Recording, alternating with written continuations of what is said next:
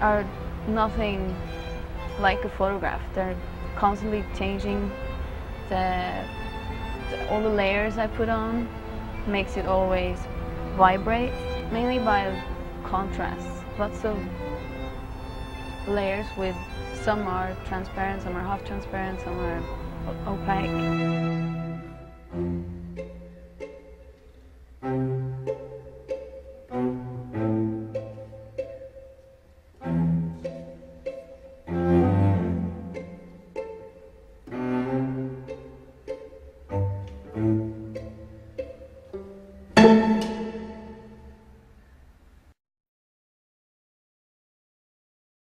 I was born in a small village, Norway, called Vingebu, and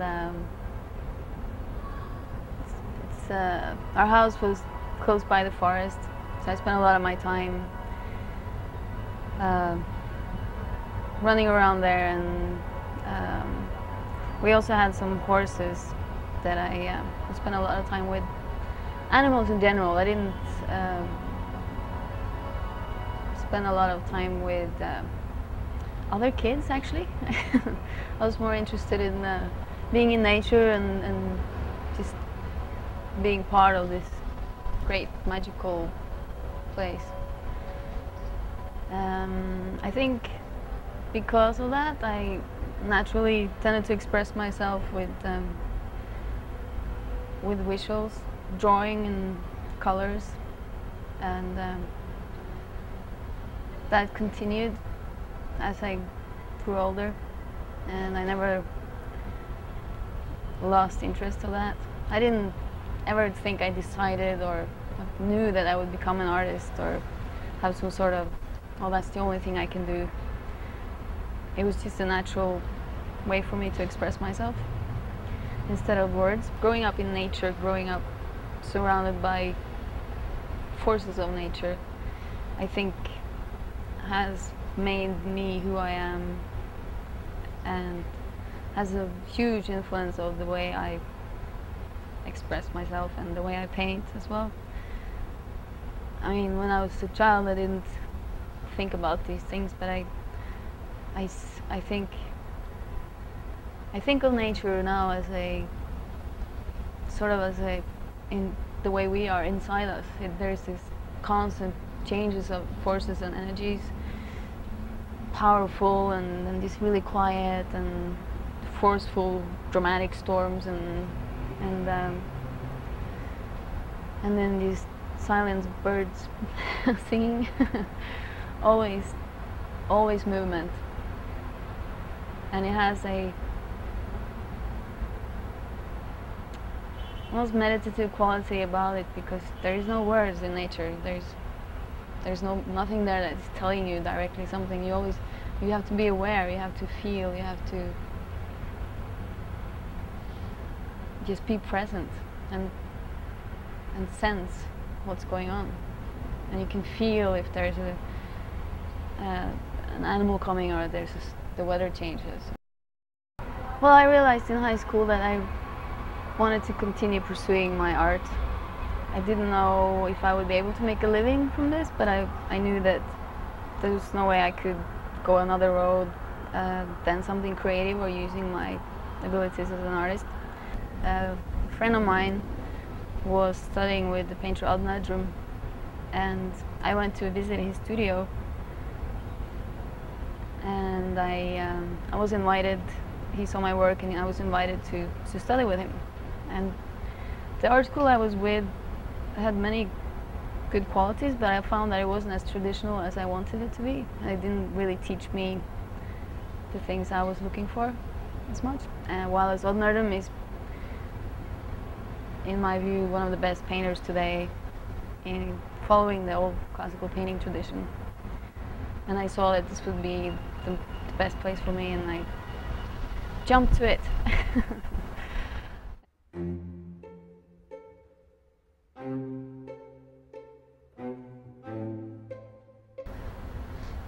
While I was studying with Odd Nerdum, I realized that I entered like the highest level really of painting technique. I kind of jumped straight to the most difficult parts. Started out with learning things that I didn't know the background about yet. I found that the only area that still would teach the old traditional way was Czech Republic.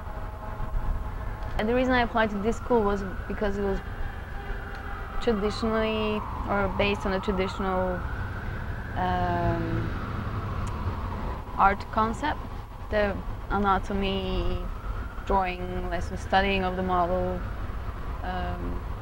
studying old masters, while other art schools would, as far as I could see, were all very often focusing on more experimental things, you know, like listen to the song and just do some lines, or you're already an artist, you don't have to learn any of the basics. And I felt like I really needed to learn. I wanted to study the old classical way of painting and drawing, getting to know the human anatomy, and I felt that that was like a deep longing for me, and something I had to do. Now look at old Titian paintings or Rembrandt paintings. They're so magical and intense, and you can't explain it, you don't understand why. It's just this feeling of something that, like, they understood something so big that it's a never-ending search. No tak ještě jsme se nedostali k tomu problému Laily, tam je ještě zajímavá věc, kterou jsem nestačil.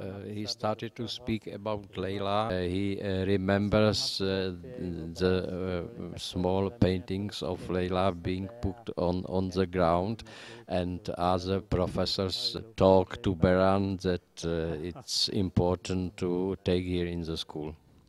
She was a little different. She was nostalgic, lyrical. Meanwhile, other students were akin to the photographic realism, and this could make some problems, but he tells that during her studies he made her paintings more precise and more concrete. He persuaded all professors not only by her paintings but also by the atmosphere she brought with her to our culture. That's to say that some kind of melancholic, spiritual and deeply psychological painting, that this inclination is typical for Czech modern art, especially he mentioned the case of Edvard Munch that influenced very much the Czech painting at the beginning of the 20th century.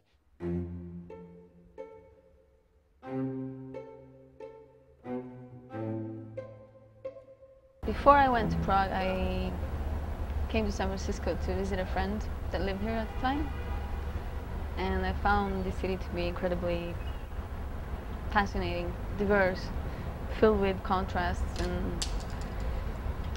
and also close to nature. It's like the wind is constantly blowing through next to the ocean, so you have nature, but you also have a city, and packed with all kinds of people, different races, I met maybe couple of people that were actually born in San Francisco. It was kind of fascinating, this place where everybody that doesn't fit in the rest of the world, they end up in San Francisco. Very, very different from dark, mysterious, cold Prague, where I pretty much didn't understand anything about what people were talking about. They don't speak much English there. And into this bright city with sun and, and these intense energies. I have in my studio lots of skulls and bones, and also in my freezer you'll find dead birds that I picked up on the beach or on the street. And the reason for this is I feel like I'm picking up a piece of nature, and it's also like our connection to death. When I look at them, I see perfection and beauty and sincerity and truth. Like there's no, in death there is no more pretension. I dream a lot about birds. Ever since I was a child, I've had lots of dreams of birds, and they connect me to the spiritual world, to my subconscious, to my dream world, directly to my art. Well, I started out painting really on a colored surface, thick paints in the areas I want to stand out, either mainly to be the areas where you have the light coming out. Build it thick out to have like almost like a relief some places standing out. And then I will proceed with layering of transparent and sometimes opaque layers. We'll sand down with sandpaper. I'll use a knife, a palette knife, scraping, going back and forth, and sometimes underlaying layers will come back up while I'm sanding it. Sometimes I will leave it closed off. But what's happening is that there's a constant movement in the painting, and with contrasts of thick and thin, cold, warm, different color types. So it becomes very atmospheric and moving, just as we are always moving at life. Like everything is always moving. It's matter, it's organic matter, but it's also spiritual matter. Like we're filled with energy, and it shines through with these layers. Sometimes I choose people. I can see somebody that like, oh, I really want to paint this person because there's something about them that I recognize, or they have something about the features that expresses something that I want to express, or something I see. Most of the time I don't really know what it is even. I just see it, I recognize it. A live model is constantly changing, moving with feelings, with expression. The way the model feels will always express itself through how he, she is moving, or body language and color, skin, everything. It's a living energy in front of me that it's almost like a gift. Like you can just can just drink this energy in, and I transform it onto the canvas. And this particular model, I made her eyes very, I do that a lot too. I make the eyes kind of transparent so that they're not fixing a look at you, but you kind of look through them. You can see inside them, or as you look inside yourself when you see look in their eyes.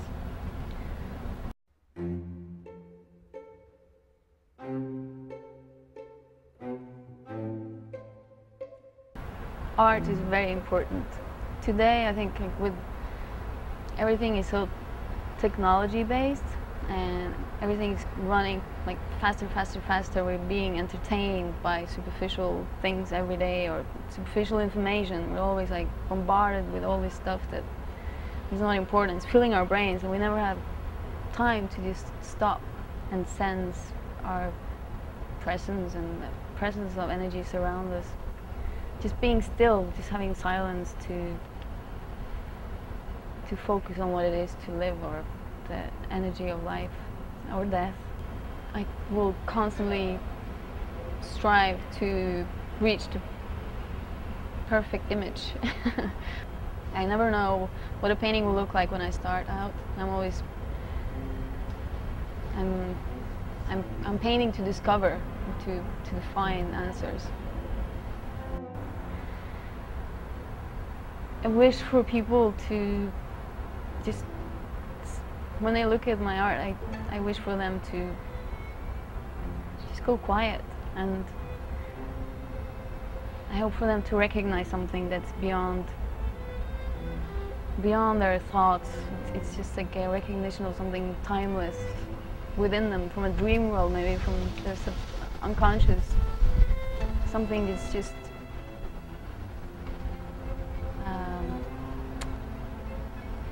like a picture of their inner world, of our inner world. I think we all have somewhat similar, we all come from somewhat similar spaces. And it's almost like a meditation. I want them to stop for a moment. I don't want to tell them a story. I don't want to force them to believe in something, or I just want a moment where you feel, where you try to be, maybe even look for who you are, or what is important, without words. It was like comparably to music, how a violin can tickle your heart or make you feel something without you like even knowing what that feeling is, or it doesn't have to, it just takes you somewhere.